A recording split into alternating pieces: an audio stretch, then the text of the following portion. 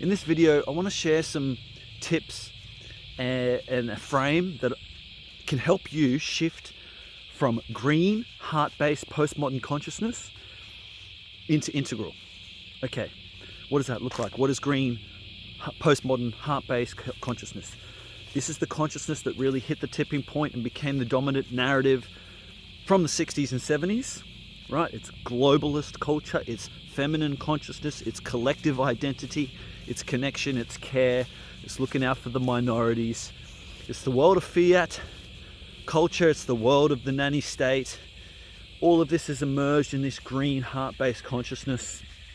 And that came to because a very real need, the orange solar plexus individual masculine consciousness, material, industrialist, business, corporate consciousness really ran its course and really ran us into a crisis point, right? World War I, World War II. So that the green heart-based consciousness emerged as a counter to that and was like, there's a lot of value in that, right? That's the realm of environmentalism. That's the realm of looking out for the vulnerable. That's the realm of care.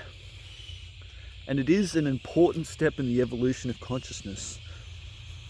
But like every other paradigm before it, it's descending into chaos. Now, the limitation of green heart-based consciousness is that because it sort of feels so much, and it is more enlightened than the other consciousnesses before it, it assumes a moral authority. And within that moral authority, it's kind of like there's this singular righteousness in it. And it dismisses the previous consciousnesses and alienates a lot of people in the process. And what we've seen just recently with the election in the US was a big sort of signal that the green has really descended into chaos. Now, if you're in the green heart-based consciousness, it can seem like the world's ending. But I can assure you it's not. Now, how can we move into integral? Well, integral consciousness is like second-tier consciousness, and it's the ability to reconcile opposing perspectives. Green starts to do that, but doesn't fully integrate it. Right? The green's saying, hey, what about the minorities? What about the oppressed? What about the oppression of women? What about this? Da da da da. But it's still not. It can't fully like adopt or be more like chameleon and adopt the opposing perspectives. It's still holding this singular moral position that it's right. When we move into integral, what we're doing is integral consciousness can recognize the value in green heart-based consciousness and say, yeah, hey, there's a lot of important points being raised here. We do need to look out for the vulnerable. We do need to care for the environment more. We do need to do all of these things. How can we do that? But there's a dark side to that. Then it can go through to the orange solar plexus, individual, masculine, industrialist consciousness. It's been around for hundreds of years. And it can say, hey, look, there's a lot of value in that. I really appreciate the material technology in this phone so I can transmit messages across the world and the internet.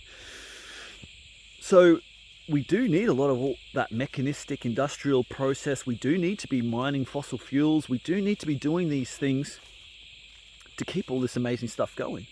And there is a dark side to that too, right? There's the pure heartless exploitation, this kind of like individual, it's like a cunning businessman. I'm gonna like cut deals and not worry about others. It's about making sure that I get mine consciousness, right? So then the orange, and then also down we go down the solar plexus. We can see the value in sacral, traditional, amber, we might say consciousness, which is getting everyone on page, right? Having like constitutional, institutional, founding documents, founding principles. It's just the realm of organized religion. You know, it's like, and deep institutions that we sort of really hold as invisible structures to carry us through long periods of time.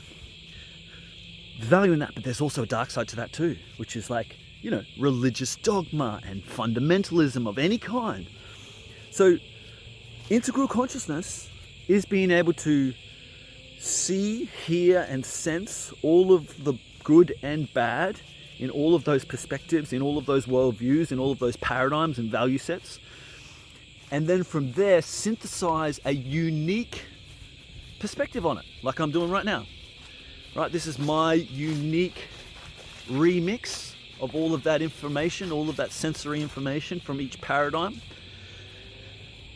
And it's only coming out in a way that's aligned with my dream, with my vision, with what I believe I can contribute to this wonderful symphony that we've got going on, right?